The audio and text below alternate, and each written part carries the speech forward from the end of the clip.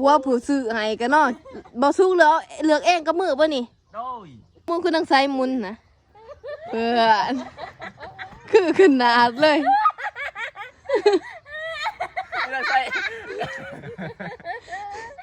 เสื้อโต๊ะข่อยทิมอยู่ขี้เหงื่อหันงามกว่านี้ดอกจากก็ว่าบ้าวันต้นนี้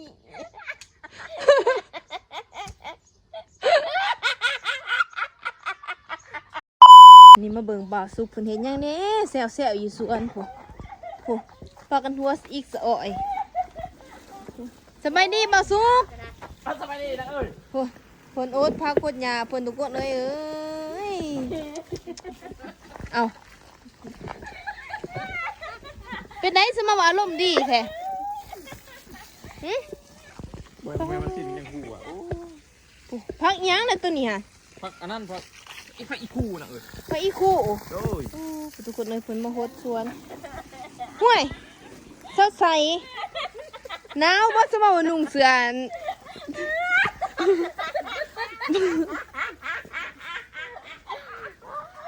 บ่เอ้าทุกคนเอ้ยครอบครัวนี่จะไม่มีความสุขอะไรเนาะใส่เสื้อนี่มันทั่วหมดมือแต่เสื้อนี่หัวบดมือมันปิดหนังมาแล้วนางเด้อที่นักใช่เลยเหยียบผ่าแผลอันนั้นพักกันมันลมเอง เจ้าหน้าเหยียบเลยมันลมเอง เอา ที่นักแผลนี้ไว้มันสิ้นกับหัวได้นี่เริ่มเป็นแห้งแล้วเนาะเอาทุกคนเอ้ยยาวหัวหน้าผมมาถ่ายคลิปนะยาวหัวหน้าหน่อยนี่เลยกระดุมก่อนักใส่เสื้อนั่งใส่เอาเสื้อผู้ใดมาใส่อันนั้นเสื้อมือสองในตลาดใช่ไหมจะซื้อกับบ่เบิ่งผู้ดีเนาะมันอุ่นเลยนะบ่ด้วยอันนี้นะเสื้อมือสองนะโตเท่าไรล่ะซื้อฮะ8,000โอ้ยเบิ่งผู้สมเสื้อมือสองอะไรเนาะแต่ว่าอันนั้นนี่มือ3มือ4ได้แต่เขาเอาเสื้อมือสองโตเท่าไร8,000ด้วยผู้ป้าโถซื้อผัวผู้ซื้อให้กับบ่เบิ่งผู้ดีซื้อมันหนาวนะซื้อในตลาดคือบ่ซื้อให้น้องแพ้แน่น้องแพ้มันบ่อยากได้เสื้อนี่อันนี้มันหนาวเสื้อกระขาดทรงกระขาดเนาะมันอุ่นเลยนะผู้เป็นปอบอีทรงก็ได้ด้วยกดเลยผัวซื้อให้ใส่กันเนาะโปะโปะอะไรลูกไปหนังงานลูกงานแล้วแม่นางมันสิครับดีใจได้เสื้อจนไม่อยากลงเนี่ยบ่ดีใจแห้งบ่นี่ว้าวมักบ่ใจบ่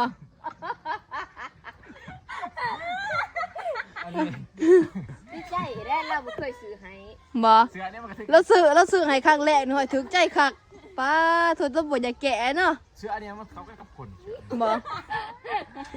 อันนี้ล่ะใส่ไปเย็บแล้วใส่อย่าพักเขากันกับคนเลยทุกคนเลยเฮ้ยทุกหมากกะทิหน่วยใหญ่ดิใส่หมากกะทิอยากใส่ดีใจแห้งว่าไปเลิกก็แห่หน่วยใหญ่ดิมาเห็นยังพักกันมานั่งหัวควันแต่ไม่มีความสุขอันนี้เนาะมาชดพักแล้วจะมาตัดกิบก็เลยปิดปากถ้าปุ่นพักปุ่นก็เคี้ยงอ่ะมุนตุ่มนี่ทุกคนเอ้ยเอ้าอีนักแพะกันเลยอันนั้นอีนักแพะมันอันนั้นฮะ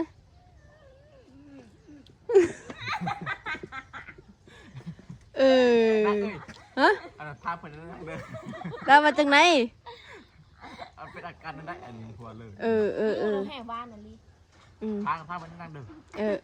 ภาพเปิดมันสิท่าเบิ่งหายเด้อเดี๋ยวกูวิธีแก้นะเพิ่นหัวเลยเนาะเป็นจังไดคือคนอยู่แถวบ้านคอยหันหายเลยแถวบ้านข่อยหายนั่งหายนอนหายอะไรใดนี่หันหัวเลยเนาะนี่เนาะดีเต๋อก็พอได้หัวน้ำเราแล้วบอกว่าเสือตัวเดียวมี6 ธงใช้6 ถุง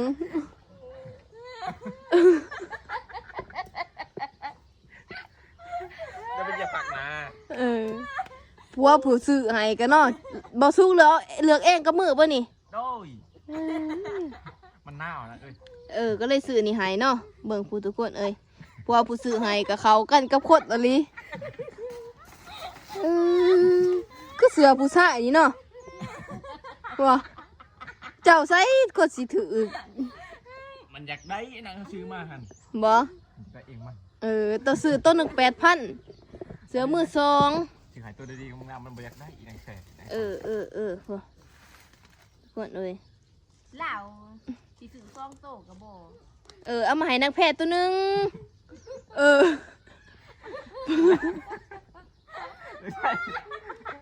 แกให้น้าแฟใส่ไว้หนังเสีย ใครว่า เฮ้ยแล้ว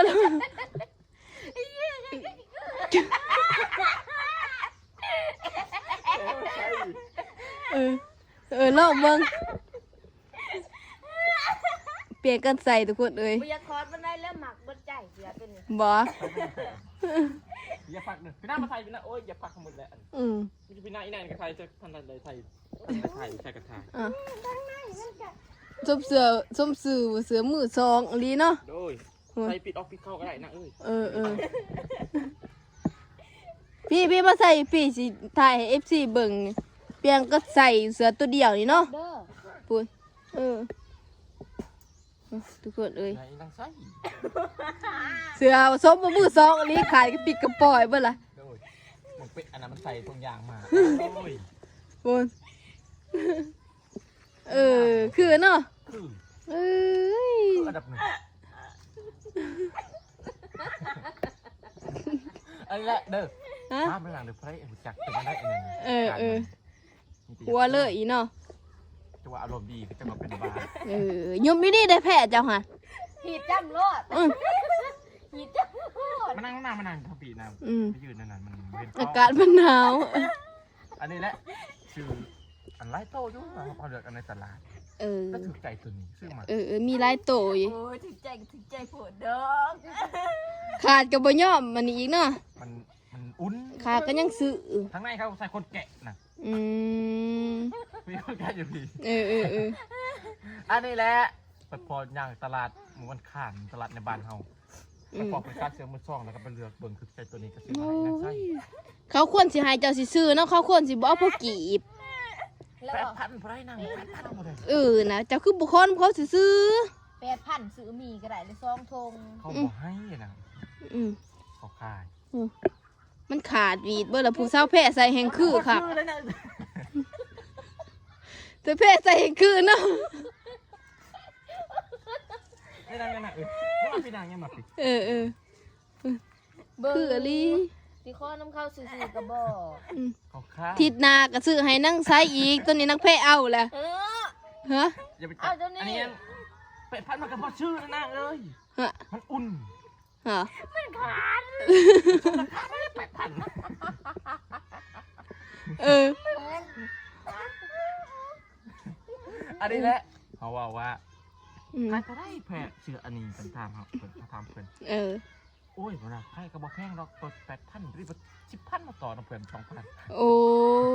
แล้วขาย8,000จะต่อน้ำเรา10,000ป้าโท ก็ได้ดีเลยเสือตัวบักใหญ่เลย8,000 ป้าโทคืออะไรนักแพ้ใส่นี่เอาให้นักแพ้เลยเด้อน้องไซเด้ออ้าว อยากใส่มันหน้ามันไม่ได้ หยาดกันเลยทุกคนน้ำเสือตัวเดียวนี่อยากใส่ปุ๊บปับปุ๊บแปบมันยางโอ้เห็นแต่เสือนะ ยืนบ้างอ่ะยืนบ้างนักแพ้หมุนบ้างหมุนคือนังไซหมุนนะเพื่อน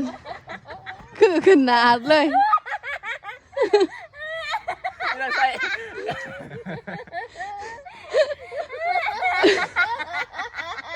โอ้ย ขอบครัวนี่มีความสุขอะไรทุกคน ลมสนามอันนี้ เอ้า โอ้ยลมสนาม คือบ่เจ็บก็ว่าเจ็บแดดแนวซบแล้วมีขี้แมงวัน เป็นไหนปากเป็นบอกขีมวันในศพลมสนามมัน ทุกคนตัดที่เรื่องแพร่เด้อ ครอบครัวนี่มีความสุขอะไรมีเสียงหัวเราะ เฮาหันมาซื้อส่งเห็นไม่เห็นเสือนี่ก็เลยซื้อเสืออันนี้ ซื้อแน่ส่งใส่ตะแพะลาย ใส่แต่ แต่ไปเห็นเสือก็ถือตากับตัวนี้แล้วเนาะป้าโตเสือโตคอยทิมอยู่ขี้เหงื่อหันงามกูนี่ดอก จากก็ว่าบ้า มันต้นนี้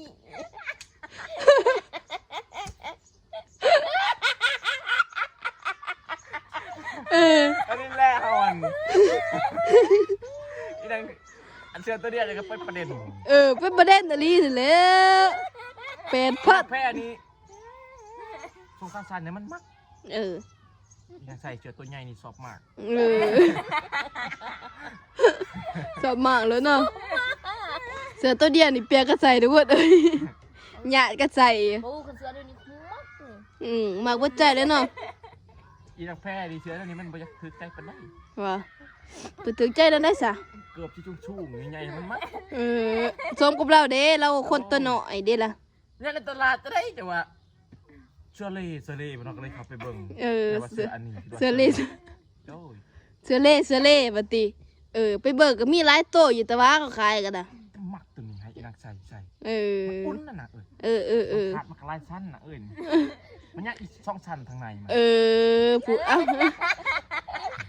ขาดตัวได้ไปดึงเนาะ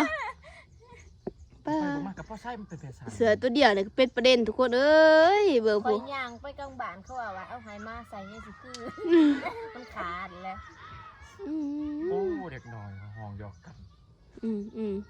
เสือตัวเดียวนี่เปียกก็ใส่ทุกคนเอ้ยนางแพะก็หมักนางไซก็หมัก ลูกคือว่านักปีนเบิ่งใหม่เบิ่งน้ำมันใส่ได้2เบืองน่ะ จะได้ช่องเบืองบ่ ให้นักใส่เบิ่งพอดมาบ่ แม่นซะบ่ ได้แล้วอันนี้คนแกะน่ะให้นัก เข้าจังบูฮูว่าใส่เสือตัวเดียวกัน เวลาเฮาไปหาลีนักเที่ยวกับเปลี่ยนเบื้องเอาก็ได้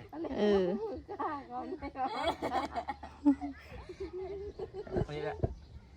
ใส่เบื้องหนักใส่เบื้องกระชมราคามันแล้วมันใส่ได้2เบื้อง เบืองนี้ยังสิงามกว่าเบิกผู้ เบื้องนี้คนแกะเบื้องนี้ สมมติว่าป้ายออกมาทางนอกจะมาใส่ได้ช่องเบือง มันเราจะตัดออกอันนี้แหละ